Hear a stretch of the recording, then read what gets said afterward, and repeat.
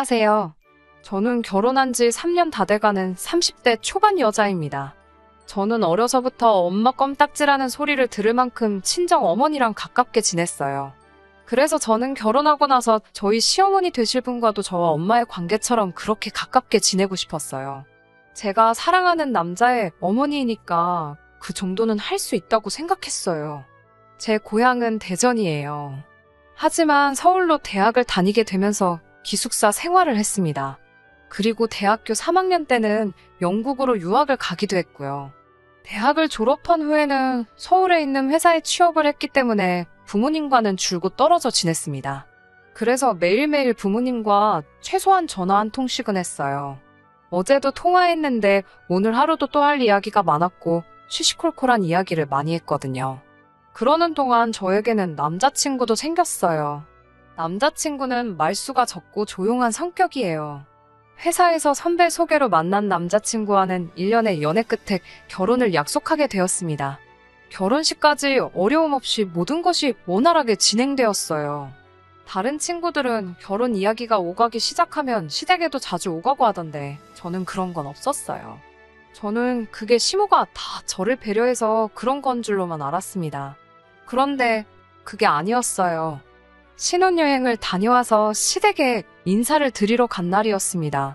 시모는 저를 앉혀놓고 말하길 딸은 딸이고 며느리는 며느리라고 생각한다며 자신에게는 딸 같은 며느리는 필요 없다고 하시더라고요. 저는 그저 며느리 도리를 잘하고 남편을 잘 섬기면 된다고 하시더군요. 저한테 당부할 이야기가 있다고 하시더니 바로 저거였네요. 처음에 저는 솔직히 시모가 농담하시는 줄 알았어요. 그래서 아니에요. 어머님, 저는 어머님과 가깝게 지내고 싶어요. 라고 애교를 부렸습니다. 그런데 시모가 정말 정색을 하면서 요즘 TV에서 딸 같은 며느리 어쩌고 하는데 난 내 며느리가 나한테 그렇게 기어오르는 게 싫다고 하시더라고요. 순간 얼마나 분위기가 싸해지고 전 또 거기서 얼마나 무안하던지요. 옆에서 다 듣고 보던 남편이 엄마 왜 그래라며 상황을 수습하려고 했지만 저는 정말 서운하고 속상했어요. 그렇게 그날 밤 집에 돌아와 곰곰이 시모의 말을 곱씹어보고 그래, 내가 생각하는 며느리 도리만 잘하자고 마음먹었습니다. 제가 생각하는 며느리 도리라는 건 시어머니께 알리거나 상의할 게 있으면 제때 연락을 드리고 생일이나 명절 잊지 않고 잘 챙기는 정도였어요. 며느리 도리만 잘해도 언젠간 내 진심을 알아주시지 않을까라는 미련한 기대도 놓지 못하고 있었고요. 사실 제가 어디 가서 미움받은 적은 없었는데 시모가 먼저 저렇게 선을 그어버리니까 어떻게 해야 할지 잘 모르겠던 것도 있었습니다. 한 번은 무슨 일이 있어서 시댁에 간 적이 있는데 시모가 썩은 배를 잔뜩 버리고 있었습니다. 저는 이게 다 뭐냐고 여쭙고 시모는 명절에 배가 너무 많이 들어와서 신우 좀 나눠주고 했는데도 다 못 먹었더니 이렇게 상해버렸다고 하시더군요. 시댁이랑 저희 집은 참고로 차로 15분 거리입니다.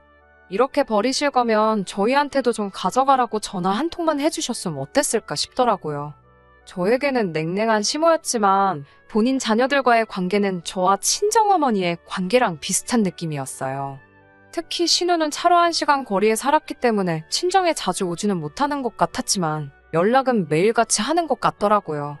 신우는 저와 동갑으로 아직 미혼이고 현재 유치원 방과후 교사로 일하고 있었어요. 하루에 4시간 정도만 하는 일이라 체력적으로 크게 힘들지 않다고 했고요. 다만 머리가 넉넉지는 않다고 들었습니다.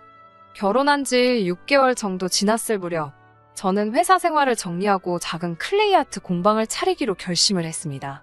다행히 집 근처 상가에 적당한 매물이 있었기에 과감하게 도전해보기로 했어요. 시어머니께 그래도 말씀을 드려야 할 것 같아서 상황을 설명드리니 시모는 여전히 남편 잘 챙기고 며느리 도리만 소홀하지 않으면 네가 뭘 하건 나는 신경 쓰지 않는다고 말씀하셨어요. 그러자 남편이 옆에서 저에게 그러면 자기는 이제 퇴근하고 나서 와이프가 차려주는 따끈한 밥상을 매일매일 받을 수 있는 거냐고 묻더라고요. 제가 나 지금 놀려는 거 아니고 새로운 사업을 시작하는 거라고. 나도 남편이 차려주는 따끈한 저녁 밥상 좀 받아보고 싶다고 하니까 입을 대빨 내밀더라고요. 하지만 저도 지지 않고 저녁은 돌아가면서 시간 되는 사람이 하자고 버텼습니다. 결국은 제 말대로 하기로 했고요. 물론 시모한테 크게 한 소리 들었습니다. 솔직히 저도 시모가 분명히 뭐라고 할 걸 알고 있었어요. 남편을 잘 챙기라는 건 남편 굶기지 말고 며느리 도리를 잘하라는 건 회사 다닐 때처럼 용돈이나 생활비는 제때 잘 보내라는 거였죠. 물론 남편 수입이 저보다 많았고 그 부분은 남편이 담당하고 있었기 때문에 제가 마음이 상하거나 할 일은 없었습니다. 게다가 다행히 공방은 입소문이 나면서 그럭저럭 회사 생활 때와 비슷한 수익을 내고 있었어요. 저도 절대로 가벼운 마음으로 시작한 일이 아니었기 때문에 감사하며 더 열심히 운영했습니다. 그러다 얼마 전 시모가 계단에서 넘어졌습니다. 시장에 가려고 아파트에서 나오는데 엘리베이터가 고장이라 계단으로 가신 게 화근이었지요. 반질반질하게 물 청소된 계단을 미끄러지면서 무릎을 다치셨다고 하더라고요. 수술도 해야 하고 입원도 해야 한다고 들었습니다.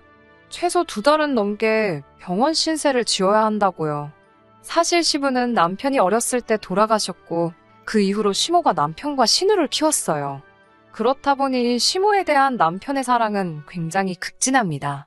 그래서 저도 남편하고 신우한테 고생이 많겠다고 했어요. 당연히 그 둘이 할 거라 생각했습니다. 그런데 막상 병원 생활이 시작되니 시모가 저에게 병수발을 들라고 하네요. 그동안 딸 같은 며느리는 필요 없다고 그렇게 몇 번이고 칼같이 선을 그으시던 분이 저에게 툭하면 전화를 해서는 왜 안 오냐고 물으세요. 그리고 덧붙이는 말씀이 신우는 너무 멀리 살고 네 남편은 회사 생활을 하니 제일 움직이기 편한 네가 오는 게 좋지 않겠냐는 거예요.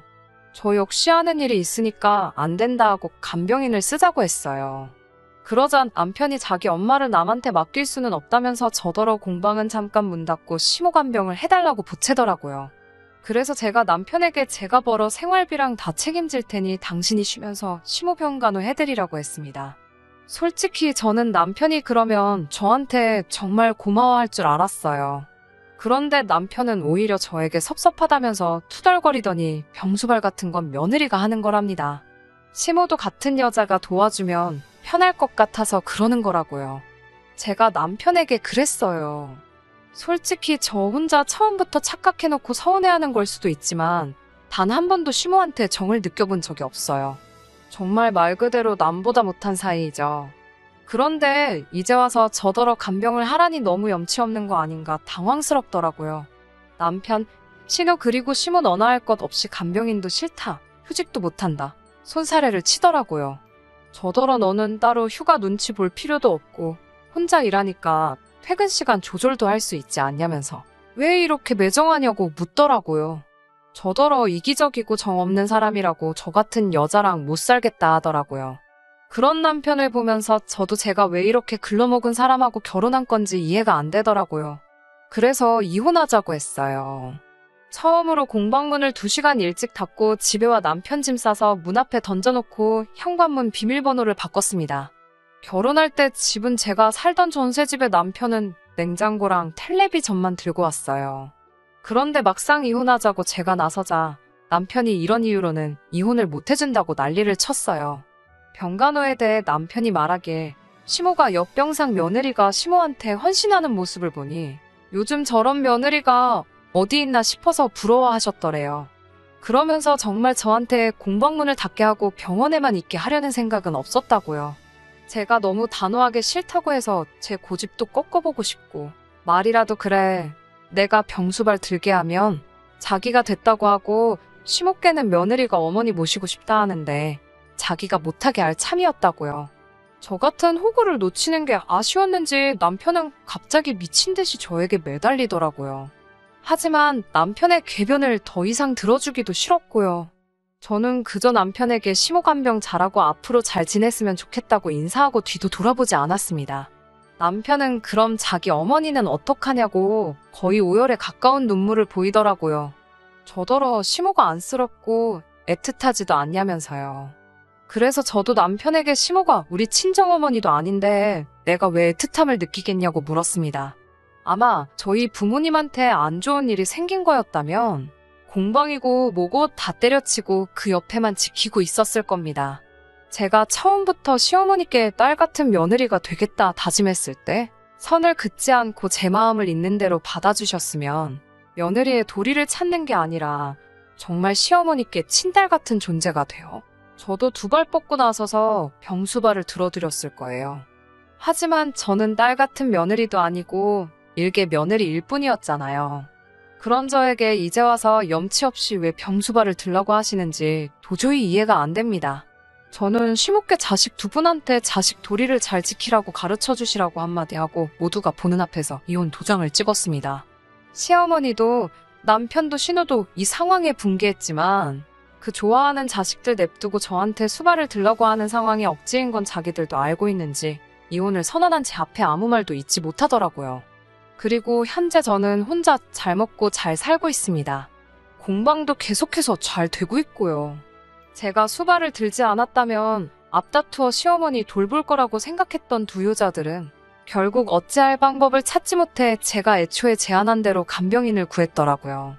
본인들이 하기 싫고 또 시키자니 눈치 보이는 일들은 왜 다 며느리에게 떠넘기는 걸까요? 저에게 조금이라도 곁을 내어주셨다면 저라고 이렇게까지 하지 않았을 거예요.